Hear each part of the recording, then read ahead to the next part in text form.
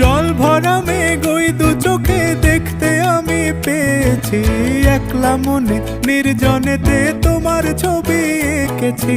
নাম রেখেছি বনলতা যখন দেখেছি, হয়তো বা সেই ক্ষণেই তোমায় ভালোবেসেছি।